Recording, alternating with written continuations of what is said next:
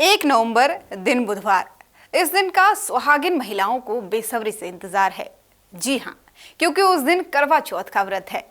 उस दिन के लिए महिलाओं ने तैयारियां भी शुरू कर दी हैं। अखंड सौभाग्य की कामना से रखे जाने वाला करवा चौथ का व्रत सुहागिन महिलाएं इस दिन अपने पति की लंबी आयु के लिए व्रत रखती हैं। और इस बार करवा चौथ का व्रत 13 घंटे 42 मिनट की अवधि का होगा। सूर्योदय से चंद्रोदय तक ये व्रत रखा जाता है। इस बार करवा चौथ पर चंद्रोदय रात 8:15 पर होगा। हालांकि करवा चौथ व्रत के दौरान कुछ बातों का ध्यान आप रखते ही होंगे ताकि व्रत आपका असफल ना हो।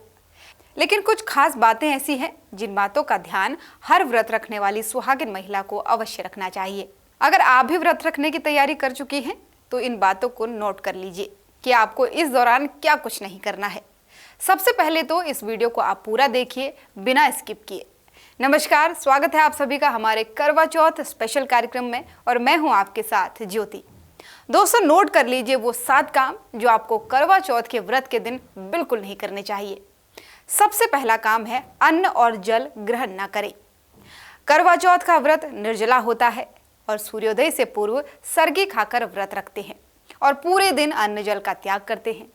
ये एक निराहार व्रत है। इस दिन गलती से भी किसी अन्न और जल को ग्रहण नहीं करना चाहिए, वरना आपका व्रत भी टूट जाएगा और आपको व्रत का फल भी नहीं मिलेगा।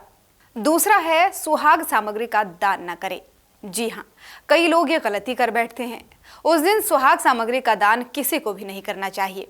करवा चौथ का व्रत अखंड सौभाग्य और सुखी वैवाहिक जीवन के लिए रखा जाता है और इसीलिए उस दिन स्वयं उपयोग की गई सुहाग से जुड़ी कोई भी सामग्री जैसे सिंदूर, बिंदी, चूड़ी, महावर, मेहंदी आदि का दान किसी को न करें। तीसरा काम है चंद्र अर्घ के बिना पारण न करें। जी हाँ, करवा चौथ व्रत में चंद्रोदय के समय छलनी से चांद को देखा जाता है और इसके बाद चंद्रमा को अर्घ दिया जाता है और उसी के बाद ही पति के हाथों से जल ग्रहण करके व्रत का पारण किया जाता है। उस दिन आप बिना चंद्रमा की पूजा और अर्घ दिए पारण बिल्कुल ना करें। यदि आपके शहर में किसी कारणवश चांद न दिखे तो ज्योतिष उपाय करके ही पूजा और अर्घ दें। उसके बाद ही आप अपना पारण करें। और हाँ, एक और बात, व्रत के दिन में न सोएं। करवा चौथ व्रत रखने वाली महिलाओं को दिन में सोना बिल्कुल भी नहीं चाहिए। व्रत रखकर सोने से व्रत का फल प्राप्त नहीं होता है, वो निष्फल हो जाता है पूरी तरीके से और दोष भी आपको लगता है। करवा चौथ समेत सभी व्रतों में यह नियम लागू होता है। हालांकि जिनको स्वास्थ्य संबंधित समस्याएं हैं उनको छूट होती है। अब आते हैं 5वें काम पर और वो है काले कपड़े न पहने। करवा चौथ अखंड सुहाग्य और सुखी दाम्पत्य का प्रतीक है। उस दिन काले रंग के कपड़े बिल्कुल न पहने। काले रंग को नकारात्मकता का प्रतीक माना जाता है और उस दिन आप लाल, गुलाबी, पीले या हरे रंग के कपड़े पहन सकती हैं। लाल और गुलाबी को ज्यादा शुभ माना जाता है।